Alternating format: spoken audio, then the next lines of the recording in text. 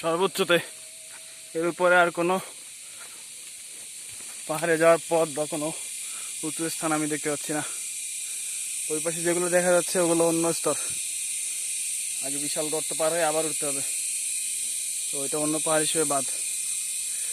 এদিকে এটাই সর্বোচ্চ এই পাহাড়ের। আর এইখান থেকে বোঝানো যাচ্ছে না, কিন্তু কক্সবাজারের সমুদ্র সৈকত সহ সব কিছু দেখা যাচ্ছে। কক্সবাজার বা সীতাকুণ্ড যেটাই বলেন, দেখা যাচ্ছে সমুদ্র সৈকত। এখান থেকে আর কোনোভাবে ভিডিও প্রুফ দেওয়া সম্ভব না। পুশ করে একটু নিচে নামি।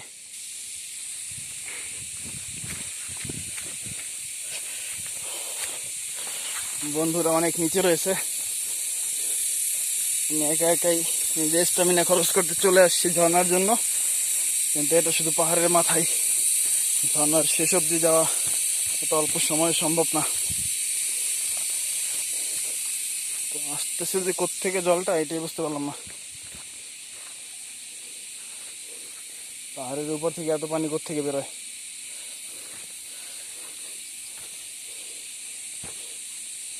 সব তো পাথর। এই যে একটু নিচে নামার পরে দেখা যাচ্ছে চিটাগাং শহর না সরি, সীতাকুণ্ড এলাকা।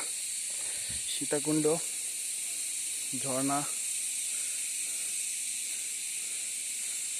এবং আমি অনুমানিক এখান থেকে কয়েকশো ফুট উপরে, মনে হয় যে আমি 500 ফুটের অনেক বেশি উপরে আছি। কারণ এখান থেকে নিচে যে টাওয়ারগুলো দেখা যাচ্ছে, যেগুলোর সাইজ 48 মিটার, 52 মিটার, 32 মিটার, সেগুলো খুবই সামান্য দেখা যাচ্ছে। যাই হোক, ঝর্ণা দেখা যেতে পাইলাম না, নিচে যেটা আছে ওইটা পর্যন্তই আবার ফেরত দিই। আর ভালোই, এখানে কোনো রিস্ক, বন্য প্রাণী বা কিছু দেখা যাচ্ছে না। একটা বন মানুষ থাকলে ভালো হইতো, দাওটাও দিত, আমার হইতো, মাইরে নিয়ে চলে যেতাম। যাই হোক, ভালো লাগতেছে। আজকে যে কয় ঘন্টা ঘুমাবো জানি না, পা তো শেষ। কোথেকে আসলে এত স্টামিনা বুঝলাম না। আচ্ছা, এ পর্যন্ত যাই, পরে দেখাচ্ছে।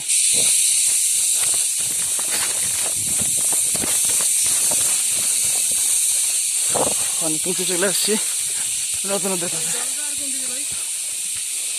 ভাই ওইদিকে কিছু নাই, শুধু গেছি, কিছু নাই। ভাই নামতেছি তো নামতে আছি, কোনো কিচ্ছু নাই। রতনরা কোথায় কে জানে। একবার পোল্ট্রি খাইলে এখান থেকে শেষ। পাহাড়ে ওঠার বহুত শখ ছিল, মোটামুটি পূরণ হয়েছে। ভালো কোনো চান্স পেলে তো সেটা কোনো কথাই নেই, কপ করে নিয়ে নেব। একটু ভরি আছে, কিন্তু আগ্রহের কাছে ভরি কিচ্ছু না।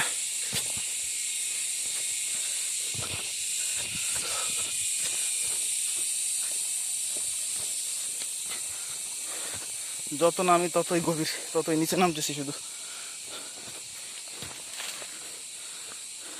আমার মনে হয় আমি 1 মাইলের বেশি হাঁটছি উপরের দিকে।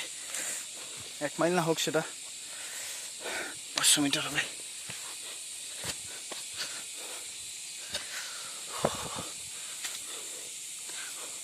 ঝর্ণাটায় 13টা স্টেপ, কিন্তু আমরা 2-3টা পর্যন্তই পারছি। বাকি স্টেপগুলো কোথেকে আছে সেগুলো একলা যাওয়া সম্ভব না। হয়তো আছে পাহাড়ের উপরে, উঠে যাবে, সাপোর্ট দরকার। আর সেটা 2-1 ঘন্টার কাজও না। তাড়াতাড়ি বাসায় চলো, ভালো ভালো খাওয়ান দাওয়ান রান্না করছে, দেশি মুরগি, সাথে আরো কি কি সবজি, ইচ্ছা মতো খাইতে হবে। রেস্টের জায়গা রাখছে, জ্বর টর তো বাঁধবে এরকম করলে। আরে শালা দেখো অবস্থা, পথ ভুলে গেলাম নাকি? এত নিচে নামছি তারপরও আরো নিচে, বুঝি না কদ্দূর কি। এখন পর্যন্ত যে রাস্তা, এখান দিয়ে 2-1 দিনে মানুষজন হাঁটে চলে নাই। কোনো ভেজা রাস্তা, পিচ্ছিল কিছু দেখা যাচ্ছে না। সামনে বোঝা যায় এই পর্যন্ত মানুষ উঠে না শহরে, তবে উঠছে, এটা দেখা যাচ্ছে যে মানুষজন উঠছে।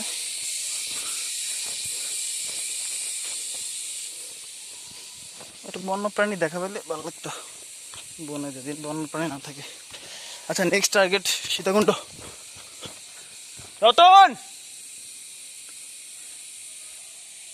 আচ্ছা রতন আর এইদিকে গেছে অনেক নিচুতে, এখানে একটা ঝর্ণা আছে, আমি একটু আগেই দেখি।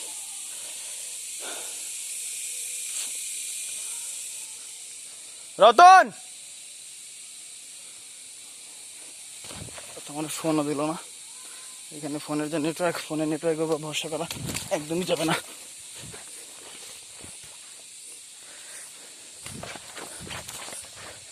এখনো প্রচুর স্টামিনা আছে, দেখা যাচ্ছে দৌড়াইতে পারতেছি।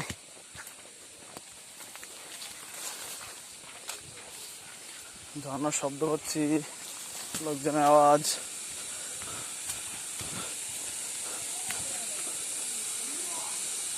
রতন,